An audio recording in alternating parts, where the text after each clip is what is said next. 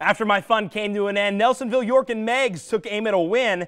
For the last teams with the perfect TVC-Ohio records not named Athens, a W would be crucial to keep title hopes alive. And TVC-Ohio reporter Patrick Klinger knows this game probably stood as the first chance for a team in the TVC-Ohio to emerge as Athens' biggest threat. Well, you're right, Nathan. Both Meigs and NY have looked really strong so far going into TVC-Ohio play. And speaking of Athens, I talked to Coach Mike Bartram earlier this week. He told me that Meigs had Athens circled on their schedule all year long, but it was imperative that they stayed focused and got the win at NY tonight. And Alex Mount for NY, he was out with an injury last week, but he was back and ready to go tonight. And on the second play of the game, he's going to take the ball up the middle, and he's going off to the races. Turn on the Jets for a 67-yard touchdown, 6-0. Buckeyes early. Now, after Meigs had a turnover on downs, it's Mount again up the middle. He's going to shake and bake for a 37-yard touchdown, but that was called back on a holding call.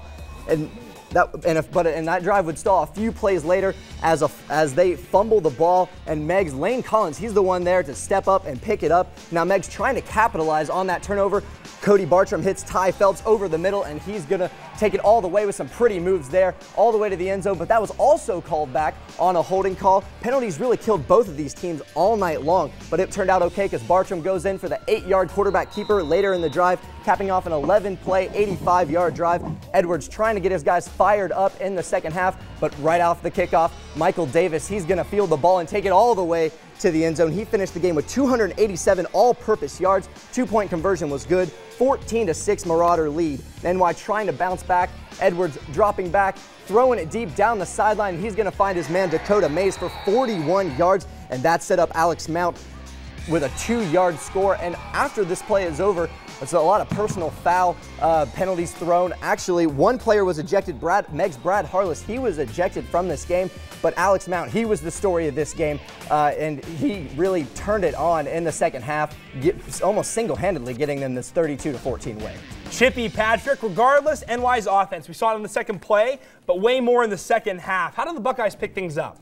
Well, in the first half, they had a lot of turnovers and fumbles, and it's really hard to move the ball when you're turning the ball over. But in the second half, their blocking was phenomenal. It got Alex Mount a lot of room to run, and he was the one that really got them to this win. So nice win for Dave Boston's crew, but still the game was a little bit sloppy.